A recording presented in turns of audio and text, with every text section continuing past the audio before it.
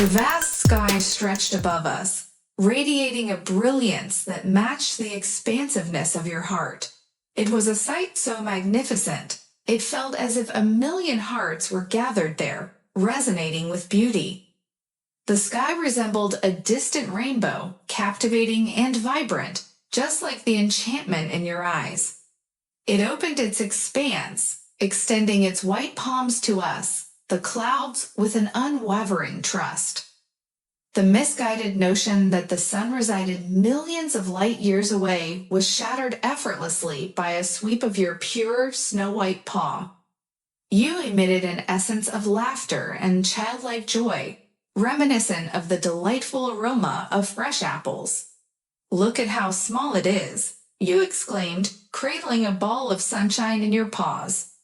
I hesitated uncertainly, asking, "But isn't the sun millions of paws away from us, my love?" With a playful smile, you dismissed my doubt, saying, "Silly, my sun resides in my heart." "My sun is you, my dear." As you opened your paws, particles of light gracefully descended, melting into the air without ever touching the ground. Instead of the sun, you embraced my palms with your paws. Each touch ignited a dawn within me, causing my world to bloom and flourish. "I love you, my dear," you declared, a profound sincerity underlying your words. In response, I showered your paws, shoulders, neck, lips, and cheeks with kisses, even tracing the gentle slope of your plush nose adorned with a tiny mole. Your lashes and eyes sparkled with a radiant smile, reminiscent of a warm spring morning on a small forest glade, where sunlight gently bathed everything in its glow. We strolled along a road paved with potholes created by fallen stars. Their icy fragments, remnants of shattered hearts, crunched beneath our paws. Amongst the potholes, a rose lay, tragically mowed down to its roots by a falling star. Now dried and lifeless, it resembled a sunset that had lost its radiance. "Oh, poor thing," you exclaimed, bending down to pick up the flower from the roadside. Holding it delicately, you worked your magic, breathing life back into the rose as it bloomed within your grasp. Then, dropping to your knees, you lovingly replanted it in its original spot. Continuing our journey, I enveloped you in my embrace, posing a question. "Maisie, if I were to perish, would you bring me back to life, just as you did with the rose?" "Such foolishness," you interjected, placing a finger gently against my lips. "I would never allow you to die, my love. How could I live without you?" Tears welled up inside me, a manifestation of boundless love and the indescribable beauty of emotions that words fail to capture. These tears, time and again, cascade from someone's, perhaps mine. Lashes falling upon the dusty roads and the wreckage of constellations. "Maisie, I love you, Maisie," I whispered over and over, while you tenderly stroked my head.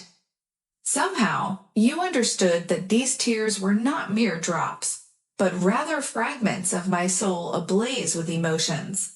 Through my teary gaze, I beheld the clouds leisurely drifting in your sky. As the hour of sunset approached, the horizon transformed into a scarlet canvas reminiscent of blood. However, upon closer inspection, it revealed itself to be a myriad of butterflies, their delicate wings painting the sky with vibrant hues. "Shall we stay here for a while?" you suggested, lying back on the grass. I nestled beside you, and together we gazed at the sky. "It resembles your eyes," I remarked, lightly brushing my lips against your sweet ear. "And not the other way around." You teased, a playful giggle escaping your lips, revealing your ticklish nature. "Certainly not," I responded, feigning seriousness. "That sky resembles you, and that particular cloud, barely discernible, resembles your radiant smile. See? Which one?" You playfully inquired, drawing closer. "Oh, that one, like a cat." I started to explain, but before I could finish, you covered my words with a kiss. Your lips tasted as sweet as honey, or was it that honey tasted as sweet as your lips? And your heart beat so close to mine that I could feel each rhythmic pulse. Irresistibly, I found myself surrendering to the bliss of your tender, sweet kisses, slowly drifting into a slumber. The last sensation I recall was the comfort of your hair, which enveloped me like the hushed whispers of a nocturnal rain. And thus we fell asleep, entwined in each other's arms as the hues of the sunset swirled above us. Upon arriving home, just after sunset, we were welcomed by the warmth and coziness of our petite, almost toy-like dwelling. The crackling fire in the hearth filled the room with gentle sounds, and the dancing shadows of the flames painted patterns on the walls. Nestling into our favorite chair, we indulged in cups of hot chocolate. As usual, I managed to spill it all over myself, leaving me drenched. Oh, my love, look at you! You laughed wholeheartedly. Your laughter, akin to a melody emanating from a magical music box, permeated every fiber of my being. It filled every corner of our home, infusing every shadow with a touch of beauty. Come here, you joyfully beckoned. Let me clean you up. Playfully, you licked my nose and lips with your tongue, savoring the sweetness. You are so incredibly sweet, you mischievously smiled. You know, Marcia, I began, your laughter is my life. I promise to do everything in my power to make you smile and keep sadness at bay. I wanted to express more, to find the words that held utmost significance and necessity, but they eluded me. Nevertheless, you embraced me tightly, and the soft rain of your hair against my neck brought solace. Around midnight, as was customary, the cars gradually disappeared from the streets. Standing by the window, we drew back the curtains, allowing the soft glow of passing headlights to dance upon the glass. A procession of cars extended far into the distance, resembling a myriad of electric fireflies. I wonder, you pondered aloud, where are they all headed? Who sits within those vehicles? I don't know, my darling, I replied. Perhaps they seek their love, their missing halves. Seating yourself on the windowsill, you clasped my face with your paws. It was as if my eyes, just like the glass, reflected those mesmerizing fireflies. Baby, you inquired, gazing into my eyes, what is love? I was prepared for this moment. A smile graced my lips, knowing that one day you would ask me this question. Love, Marcia, is us. It is you and me. Love is our togetherness. Love is your heart that beats only for me. Love is my heart that thrives solely on your smile and laughter, on you. Love. Before I could continue, if there was even a need to, you burst into tears.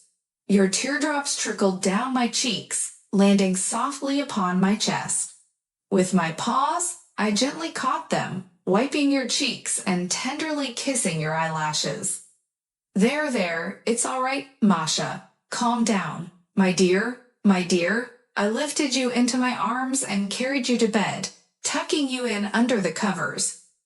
You held onto me tightly, clutching your favorite toy. The tears ceased to flow. In each other's embrace, we found warmth and contentment. Just the two of us. Tell me a bedtime story, you requested. Close your eyes, my love, I whispered. Once upon a time, the sky was big and bright, much like your heart, like a million of your hearts. As you drifted into slumber, I kissed your closed eyelids and gently touched your pillow, sensing the warmth of your dreams. They were beautiful dreams. Drawing you closer, I closed my eyes as well. The cars had faded away outside the window, and the clouds slowly departed from the cityscape. Thank you for watching. I hope it was interesting. See you in the next story. Goodbye.